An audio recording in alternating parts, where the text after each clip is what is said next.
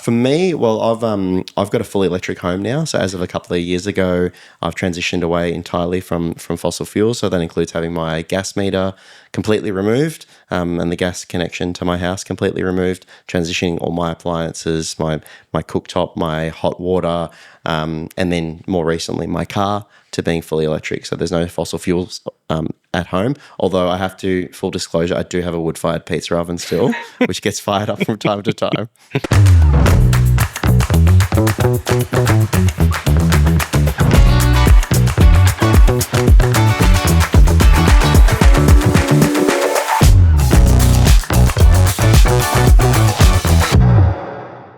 Welcome to Ascend Your Story, where we talk to people in science, tech and research from the Ascent Media studio in the sunniest place on earth, Sunshine in Melbourne's West. I'm Sam O'Reilly, the director at Ascent Media, and after decades of filming, building radio studios and recording podcasts for others, it's super exciting to be here to bring the show to you.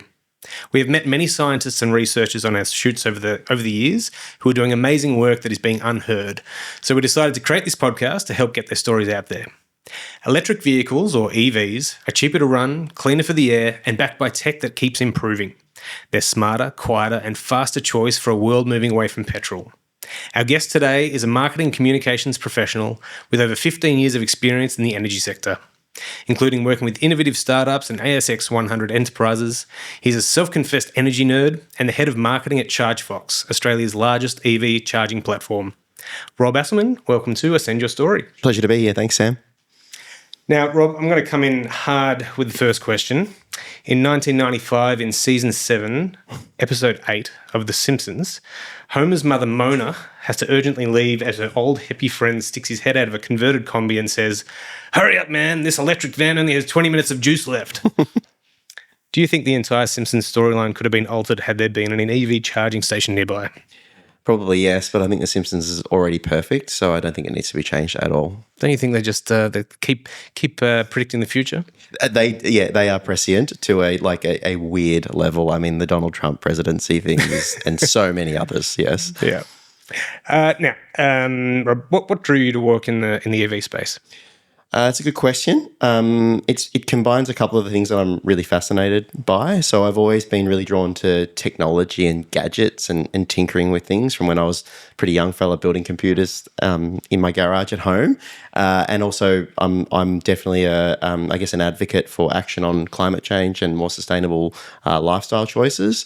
And then I guess the third thing is I'd worked in the energy sector and found that sector to be really fascinating. Worked in large-scale renewables and things, and EVs was the kind of next new thing in the energy transition. So those things combined, it was all me.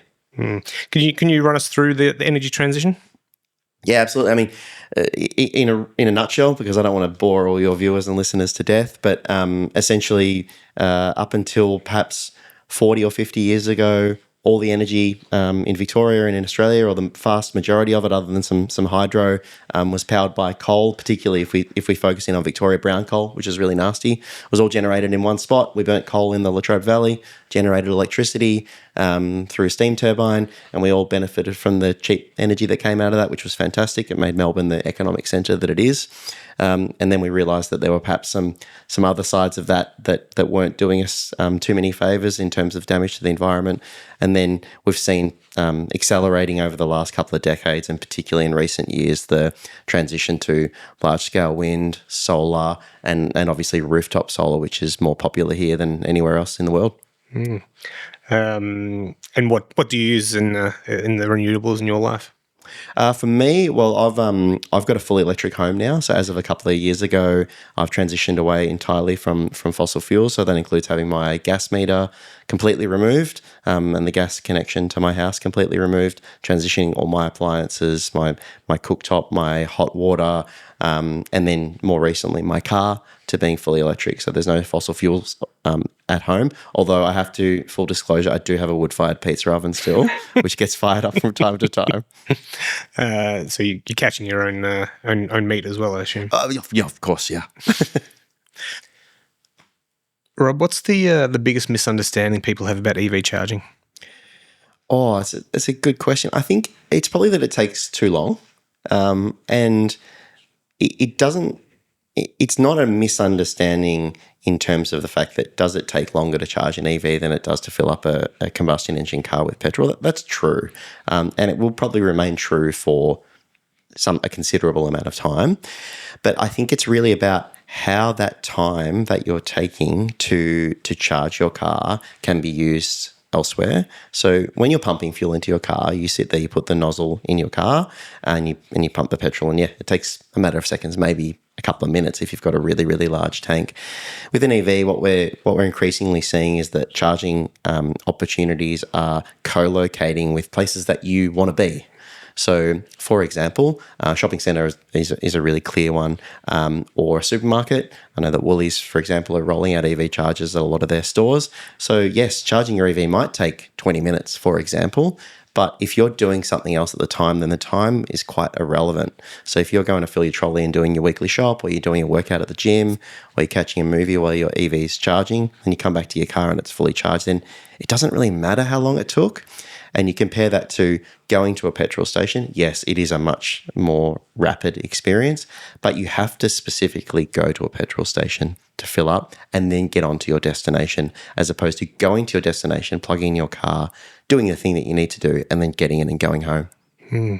What are the average times to charge, and like fast charge versus not fast charge? It really depends. So a really fast charger, if your battery is, if you're on a road trip, say between Melbourne and Sydney, you can kind of get that done you get a meaningful charge in 10, 15 minutes.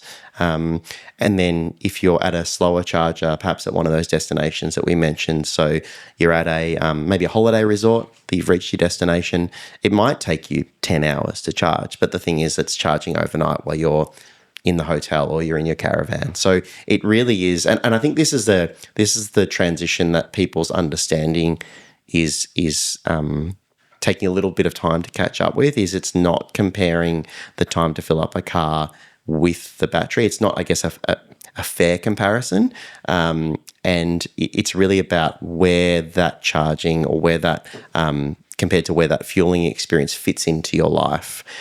In the same way that you don't think about how long it takes to charge your mobile phone, at least most people don't, you just kind of plug it in whenever there's juice available, and you know that over the day or the week with your phone usage that your battery won't be flat because it becomes second nature. It's a big change of mindset, but that's all it needs to be, isn't it? Yeah, it really is a mindset change. I think charging availability, particularly public charging availability, is something that gets a lot of noise in the same, I guess, conservative media outlets that you'd expect. In the same way that I guess EV fires and a whole bunch of these other myths, which are just really complete furphies, and the evidence demonstrates that. But it's really about people understanding and having their own experience, because if you have charging or range anxiety, as they call it, like that's a legitimate feeling. That's a feeling that you have that may be preventing you from getting an EV, and it doesn't matter how many people who tell you that that's not a real concern for the vast majority of cases. It doesn't matter how many people tell you that. You've really got to experience yourself before you feel, I guess, reassured around those things. Mm-hmm. Do you think the plug-in hybrid is the way to combat the range anxiety? Personally, no. I do think plug-in hybrids definitely have a role, in the same way that for some time yet, I think there'll be very, very small amount of edge cases where I think petrol cars have a role. I think plug-in hybrids are more about meeting people in the middle who are on the fence, not sure about getting an EV, so they kind of hedge their bets. I say this to people all the time. If you're not ready to get an EV, my personal recommendation is not to get a plug-in hybrid, because I think what they really do is they eliminate a lot of the benefits around having an EV, and in my opinion, you get the worst of both worlds. And I can come back to that, but there are exceptions. So, for example, we're seeing a lot more ute and commercial vehicles come onto the market that are hybrid. And if you're towing heavy loads, or you're transporting heavy loads, and you're driving very long distances whilst you're transporting heavy loads, then then a hybrid might be for you. If you're talking about a passenger vehicle, ferrying the kids around or going on family road trips or getting the shopping or going to work, then a pure EV is definitely the way to go. And what I mean by that is a couple of the major benefits around having an EV are not having to service a petrol engine. So the service costs for an EV are far cheaper. But as soon as you throw a petrol engine under the hood, then you've eliminated that benefit. And there's a couple of others as well. I think what I would suggest to people who are perhaps considering an EV but are not sure yet is don't buy a hybrid. Go and rent an EV for a week. Like a pure EV. Buying a car is probably the second biggest investment you'll ever make after your home. So renting a car for a week might seem like a lot of money, but if it helps you make the right decision ultimately on that $40,000, $50,000, $60,000 investment, then I really think that's the way to go, yeah. Mm. I met a guy who had a beautiful looking car.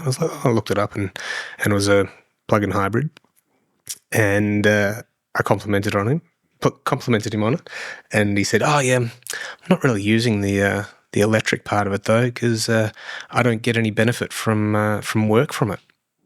I'm like, wow, okay. Yeah, that's. I guess it creates a whole nother series of trade-offs in that respect. The other thing with a hybrid is most of the hybrids these days don't have a huge amount of a pure electric range, that somewhere between 40 and 80-ish. Mm-hmm. And that just means that you're having to charge it all the time. So my EV at home, it does somewhere around 500, just under 500 Ks on a charge. And I don't drive, or very few people drive 500 Ks every day or even every couple of days. So it means I can kind of charge once a week and I'm enjoying the benefit of fully electric driving. Whereas if you've got a hybrid that does 40 Ks, you're having to be really, really religious about charging every night to make sure that you're getting the benefit. And I just think as humans, we're often not that programmatic in the way that we do things. Yeah, 40 kilometres, that's not getting you far. What's changing fast in the industry right now that the public might not see? Oh, that's a really good question. I think it's probably the uptake of fleets.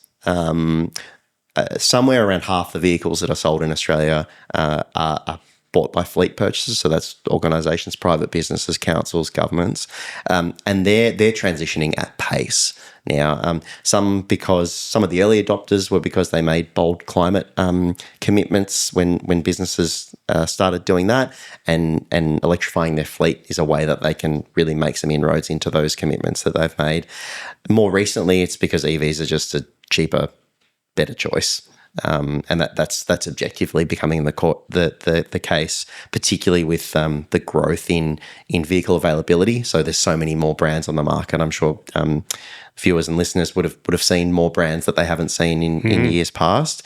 And because of that, when these organisations are buying 10, 20, dozen, sometimes hundreds of vehicles at a time, they're buying a lot of EVs at a time, which means that they're helping, I guess, the transition of the majority of vehicles in Australia come on a lot quicker. And that is within the context of EV adoption having not been as fast as perhaps some predictions that were made. And a lot of that is probably down to the economic environment that we're in, that buying new cars is expensive, whether it's combustion engine or electric. But fleets have, some different challenges in that respect, but we are seeing them adopt those. And I think what we'll see next is things like last mile delivery, which is all those amazing delivery services that come to your house, whether it's your shopping or your the little treat that you've bought yourself on Amazon. A lot of those fleets are starting to go electric, and I think that's what we'll be seeing on the roads real soon. We wouldn't have been able to record this podcast here 2 years, or maybe 3 years ago, but now the bus route just out here is all electric. So if we had a combustion bus going past, we would have had to pause every 10 minutes. But now it's electric; they can just cruise on past, and the audio is fine. So nice. That's very exciting for us. How does Australia compare to other countries when it comes to EV infrastructure? It's a really good question. I think one of the misunderstandings, just going back to your previous question before I answer that, because it feeds in nicely, is there is a perception amongst those people who have yet to experience driving an EV that there are no public chargers around. The reality is there's thousands and thousands of plugs available all over Australia, from kind of right across the Nullarbor, up into the Kimberley, all the remote locations, and of course all the metropolitan locations. But the reason that people think that there aren't a lot of charges is we're conditioned to see a refueling place as this big petrol station forecourt with perhaps a Macca's in it, or a Guzman and Gomez, and a bunch of other stuff, huge signage, lights. An EV charger, and even a public EV charger, they're at their largest, they're as big as a fridge. People are engaging with them through apps, completely through the digital space. So you don't need this big forecourt. And I think that means that if you're not looking for them, you think they aren't anywhere. So going back to your question around how we're going, I think we're going really well. We could be going better. There's absolutely room for improvement. I think there's room for improvement in all markets, but speaking specifically to Australia, there is charging everywhere. There's a bunch of people who've travelled all around Australia, like done the full lap. Is it easy? No, in some cases it's not easy. If you're in remote Western Australia and there's one charger in a 400 or 500 kilometre radius, and there's an outage on that charger for whatever reason, then yeah, we need more redundancy. But I think we're punching above our weight. Which is really good. And I think as more people purchase EVs, there's more demand for public charging, which means there's more of a commercial imperative to deploy those chargers. One of the common kind of pieces of feedback we get is, we need more chargers in this remote location or that remote location. The reality, unfortunately, is the almighty dollar is it costs a lot of money to deploy public EV charging infrastructure. For fast chargers, it's at minimum in the dozens of thousands of dollars, and perhaps a lot more. And there needs to be a payback for those charges in order to make them commercially viable. And at the moment, I think this month, I read the figures today, I believe it's about 6% of vehicles that were sold this month were fully electric. That will grow over time, and it is growing over time. And as we get 2, 3, 4, 5 times as many EV drivers on the road, there's more people looking for those chargers, there's more demand, therefore there's more commercial imperative to install new chargers. On average, how many do you think are going in each year?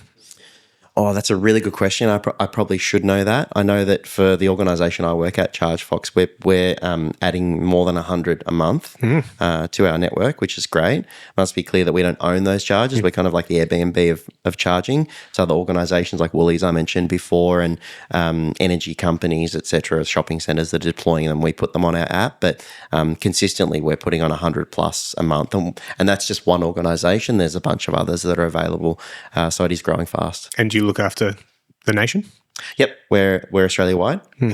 So I think at last count, it's about we've got about 6,000 charging plugs available on our platform.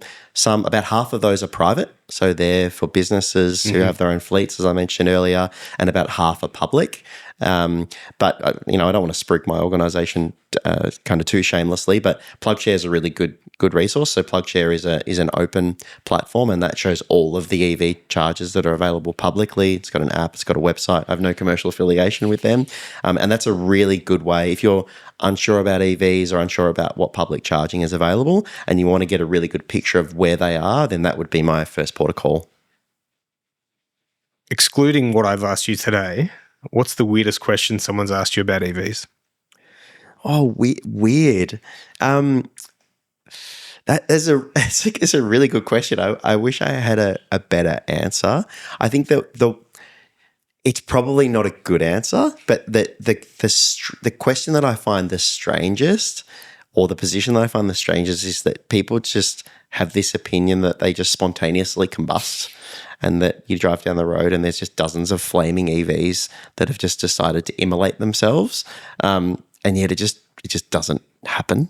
And petrol combustion engines have never done that before. Yeah. Like it's a weird one, because I feel it's happened to me. It's happened to my brother. Yes, and that's why I find it weird. And you don't want to feed the trolls too much when it comes to I guess, opposition to EVs. And don't get me wrong, like there's people that have reasonable concerns about transitioning from a technology that we've used for decades and decades to a new technology, and I'm here for that conversation. I actually really like those conversations.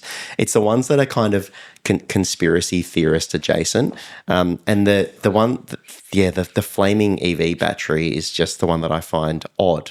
But I don't have like a really great story about some crazy kind of off the mark question that people have had. I think what is interesting is that there are people that are so engaged in their EV, and these are very much the early adopters, and will run events occasionally or will exhibit at particular events, and people just want to talk to you about EVs for hours and hours. I've had people print out spreadsheets of the mileage that they've done and things, and I have this thing that I've mentioned a couple of times, which is like my dream scenario of the EV sector is for it to become uneventful. Like no one talks about driving a petrol car unless you're an enthusiast in a motoring club, etc. But if it's just your way that you get around, like I said before, you get the kids to school or you drive to work or you're doing your deliveries, like you don't talk about it. And that's where we need to get the EV sector to, because I'm not a petrol head. I'm not a car head. I've never been a car enthusiast. I probably had the crappiest car growing up, and I was fine with that. It wasn't until they went electric that I got interested because I like the gadget side of things. But ultimately, this has just got to become a mode of transport that everyone is into every day. And the people that are on the fringe, in the mega enthusiast or really oppositional, it's just kind of noise from the minorities either way. Yep. All right, I've got some quick fire questions for you. Your first car? My first car was a Chrysler Scorpion, which I loved. It was like a two-door kind of Targa roof number. The stereo is worth more than the car around it. It was all the cliches, and I loved that car. It steered like a tank, but it probably wasn't very safe, but I loved it. And what do you drive now? I drive a BYD Atto 3 now. They're a great car. What would be your dream EV? If probably the Kia EV9 GT. It's like the one that's kind of the most gangster, like black Escalade-esque kind of car, although you lose all the street cred with the two car seats in the back. But I do love that car. It looks really cool. And what car would you love to electrify? Like an old car? I think it would be like an old Land Cruiser. And I believe there's a company, Jaunt, that do that. There's a bunch of others that do it as well. Just because I think that aesthetic of the old Land Cruiser is so timeless. I do Land Rovers. And Land Rovers. That aesthetic of those old four drives with an electric motor, I think it's just got, they look great. Yep. Mine would be a 1970s Bedford CF250. And A, because they're an amazing car, but B, it would just grind the bones of all those rev heads that are just like, no, it needs a V8. I think that's one of the funny things that I think has come to light more recently with EVs is just how damn fast they are. Mm-hmm. And I know a couple of people specifically that were very against EVs when they first became a thing. One friend in particular, real petrol head, has about 6 or 7 cars, and he was like, I'm never going to do this. And then he bought a high performance EV, and I said to him, what's going on? I didn't expect this. He goes, I got him one. It nearly peeled my face off, and I decided I've just got to get one. And the next day I ordered one. I mean, the fastest production cars in the world now are electric, and that never won't be the case anymore. Mm. It's not uncommon to have an electric car, an affordable one that can go 0 to 100 in sub 3 seconds, where that's just really got to be a high performance car if it's a petrol car. So, yeah, it's another little tick in the right box, I think. And it's bizarre what's happening in the States with the switch, with the people that have been so anti-EVs are now protecting that company, with guns. It's so hard trying to make sense of that. And it's, I mean, to be candid, within the Chargefox team, we're still a relatively small team, about 40 plus employees, and we have many employees that own that brand. And everyone tries to reconcile, like, without that brand, the EV industry just wouldn't exist. I think that's reasonable to say. So, no one's, it's not black and white. Like, no one, I think you can't be judged by your best or your worst endeavors. And you could probably argue that some of the greatest things in the world are done by people with, questionable positions on things. Maybe they need to be a little bit crazy to do that wild stuff. I'm not a huge fan of that person that we're skirting around, that the Voldemort of the EV charging sector, if you will. But, you know, I got to tip my hat to him and say we wouldn't have the EV charging sector we do without him. Yep. Okay. Which EV has the best synthesized sound?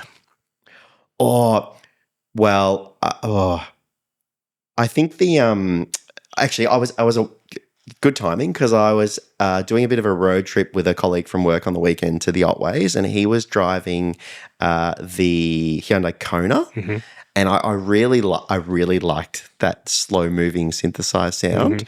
It doesn't do the fake engine noise. I've always found that a bit weird, but I'm probably not the right person to answer that, because even when cars were petrol, I don't like unnecessary noise.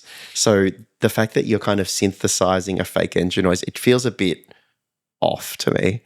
People would disagree vehemently with me on that. I know like the Porsche Taycan, I believe, has a really good synthesized sound. Okay. I can't say I've heard it myself. I haven't heard that one yet. Like, I get it. We need something for pedestrians, but I don't need to hear it inside the car.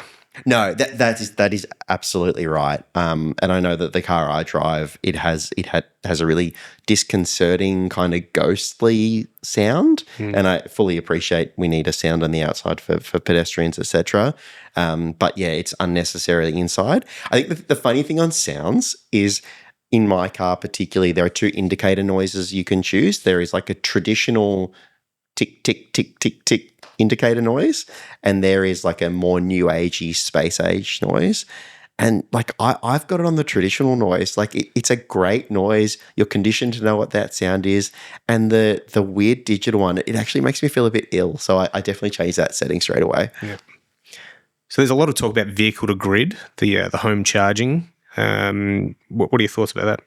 Yeah, it's spoken about at every event, in every EV circle, every energy circle that you can kind of shake a stick at the moment.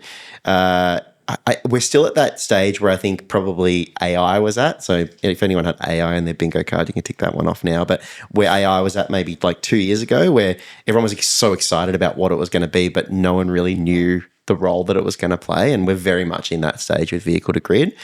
It's going to happen. And essentially what that will mean is that the battery in your car will be able to feed energy back into your house and then further on back into the grid. So in the same way, or in a very similar way that rooftop solar that's so popular in Australia, you can self-consume your rooftop solar, but you can also sell it back into the grid.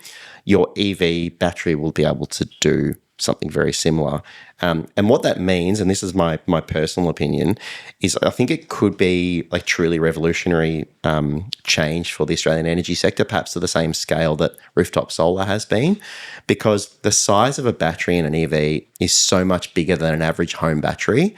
A home battery that many people have already, or a few people have already, they do a great job. And particularly for those people that want to be more self-sufficient, the average EV battery is probably going to be 5 or 6 or even larger, 5 or 6 or 7 times that of a home energy battery. So it really means that you're going to have this huge battery on wheels, and thousands, hundreds of thousands, and eventually millions of homeowners around Australia are going to have this mobile battery that sits in their garage. We know that cars are driven a very, very small percentage of their lifetime. Most of the time they're parked, particularly at home. If we're able to leverage that right across the nation at a significant scale, it means we're going to have battery energy storage like we've never seen before. And it's going to make it probably more affordable than it was, because most households have 1, if not 2 cars.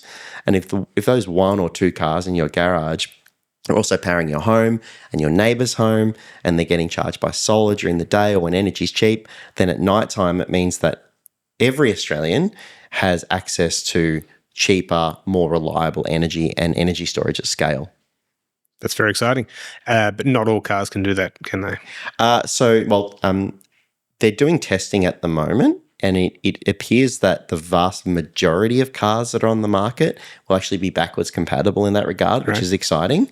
It won't be all cars, but when that becomes more mainstream, it would surprise me if any cars are sold without it. Because if you're assessing 2 different brands or 3 different brands, and one can power your whole home and potentially generate an income stream for you by selling power back to the grid, and the other one can't, it's a very obvious choice. So it would be remiss of any of those vehicle manufacturers to not include that.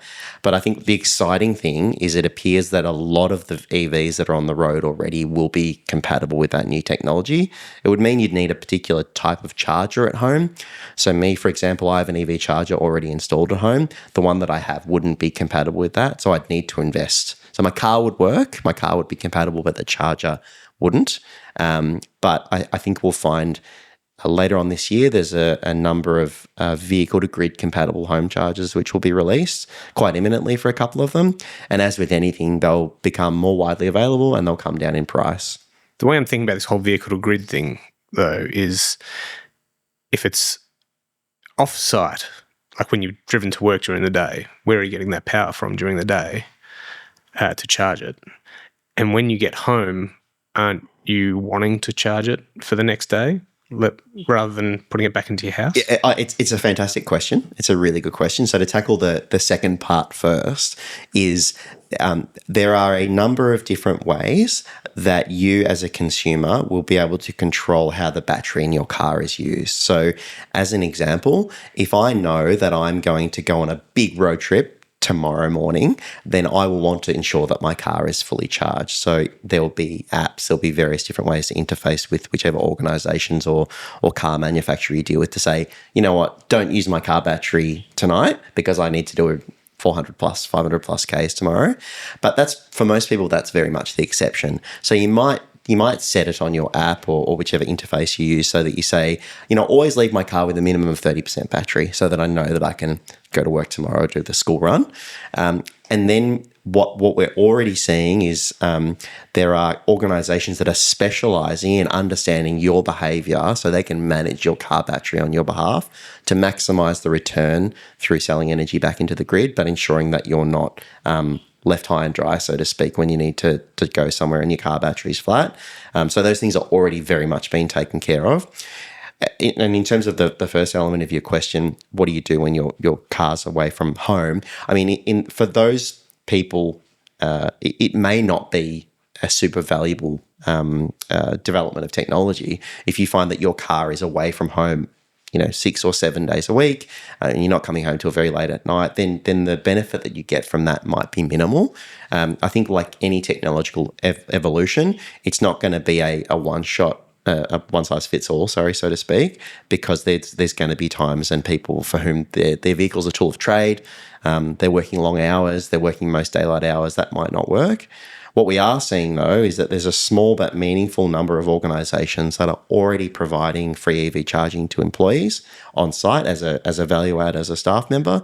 So for them, they may be able to charge their vehicle at home and then actually go back and power their home with the energy that they got whilst charging at work. There's probably some economic impacts there in terms of, do the employers want to be paying to power people watching Netflix at home or cooking their dinner that night? But it's exciting that opportunity is there, and how different organisations, different people manage it, I think will be interesting to see. Mm-hmm. So we use very little power in our house compared to what an EV battery can power. Do you know roughly how much we use? It's definitely different from home to home, but for me, like I've got a rather large suburban house with 2 kids, and I use about, give or take, but about 20 to 30 kilowatt hours a day. That's quite high. I know some people listening to this will say, well, that's quite high, but keeping in mind my house is fully electric and I charge my car, so that's including charging my car. Mm-hmm. And the battery in my particular car, is 60 kilowatt hours. So it's probably 3 days. So I could power my whole, if my vehicle was fully charged and we were using vehicle-to-grid technology, I could power my entire house for 3 days.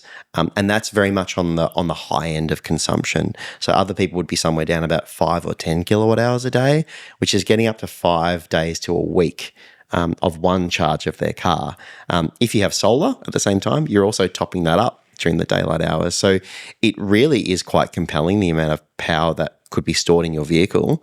And then we talk about how a lot of Aussie households have 2 cars, and in the future, whether that's 10 years from now or further along, most of those cars will be EVs. You're then looking at, 10 days, 2 weeks potentially of charging, of powering your whole house, and that's lighting, heating, cooking, heating your water. Like it's everything. So it's a phenomenal amount of energy that could potentially be also the way that you get around. So it's going to be, I don't want, I guess, to give anyone the expectation that this is going to happen at scale tomorrow. This is a slow transition that we're going through. But the fact that this technology has been legislated, there's standards, and there's a range of very smart people and well-funded organisations looking into how this is going to work, means that it's not vaporware anymore. It's real, and I really think it'll be as a game changer in terms of Australia's energy makeup. How many panels would it take to put on your car to power your car? There have been a few cars that have integrated solar panels in them. The reality is, like, the juice isn't worth the squeeze. The amount of energy that a solar panel on a car can generate versus the capacity of the battery versus the energy that it takes to drive the car, the numbers just don't really stack up. In addition to that, many cars are parked in shade. So even if we did have, great solar panels that could go on cars, and it was worth doing that, then you'd have to be parking your car in the blazing hot sun, or at least the clear sunlight, not the blazing hot sun. And that's why we don't really see solar panels on cars. Now, the Ascent Media van is very much a diesel chugging beast that is dragging around a ton of heavy film equipment. But there are alternatives coming out for cheaper and cleaner work vans. Do you think it's environmentally and economically better to keep your car until it's dead or upgrade to an EV now? It's a good question, and there are different answers to that. My personal answer, my personal philosophy in most cases is buying nothing is the most sustainable way forward, and it is likely that your van, if you get rid of it or you get a replacement, someone else will continue to use that van. So it's a little bit it's a 6 of one, half a dozen of the other answer. There'll be people out there that are smarter that'll be like screaming, saying you should do this or you should do that. I think I probably wouldn't change your van over just to get an electric one. However, if you are considering getting a new van because that it's come to the end of its lease or the end of its useful life, or your requirements have changed, then I would be the one screaming it and saying, definitely get an electric van. But in terms of direct advice as to whether you should ditch it in favour of an EV just for the environmental benefit, there's too many different variables. I would say no. Noted. So what's coming down the pipeline that excites you? What I'm seeing is more chargers in terms of public charging, which is, I guess, my field and Chargefox's field. More reliable chargers, and which is great. What we have had is we've got about 7 or 8 years of kind of heritage, if you will, in the public charging sector, and that's from when it started to now. And there's rubbery figures, but go with me. I'm a marketer, not a scientist. So what I'm seeing is a lot of the original kind of first tranche of chargers that got installed, they're coming to end of life, and we're seeing some big investment in replacement of newer, better, faster, more reliable chargers. So that's really exciting. The other one that I think is great is you're seeing mainstream household name brands, and I mentioned Woolies as an example before. Like, these are the types of organizations, they don't do things on a whim. Like, they research things and they do things off the back of data and good evidence, because they're not going to invest in things that aren't likely to win. And we're seeing more mainstream brands like that starting to deploy EV charging, which means that the market, it is there, it is coming, and it's very easy to look at sales figures of EVs. And like I said earlier, I think it was about 6% of EVs this month, 6 or 7. It's still a small proportion, but I liken that to EV ownership being a one-way door. I don't know of any. I'm sure there are some, but I don't know of any or many people that buy an EV and then go back to a petrol car. And you can ask friends or associates, that have an EV whether they'd buy a petrol car again. I'd argue pretty strongly most of them will say no. So it might only be 6 to 9%. But everyone that goes through that door, they're not coming back. That's a one-way door. So over time, we're going to see this change, which, as I mentioned before, the more people that have EVs means there's more demand for charging, which means the commercial kind of calculations stack up, which means that it becomes a thing that businesses will do at scale, not because it's some great kind of left-leaning greeny initiative that's going to help, with emissions commitments, which is great. I'm very much in favor of that. I don't want to be misinterpreted. But it means that it makes sense for businesses to do that. And I feel like we're right on the precipice of that, which is really exciting, I guess, for me and for everyone else that drives an EV now or in the future. Well, thank you very much, Rob, for joining us today to talk all things EVs. Absolute pleasure. Thanks, Sam. I'm Sam O'Reilly. Ascend Your Story is an Ascent Media production. We tell the stories of amazing people in science, tech, research and more through video, photography, live streaming and podcasts like this one. You can see our work and check out all of the other episodes at ascentmedia.com.au.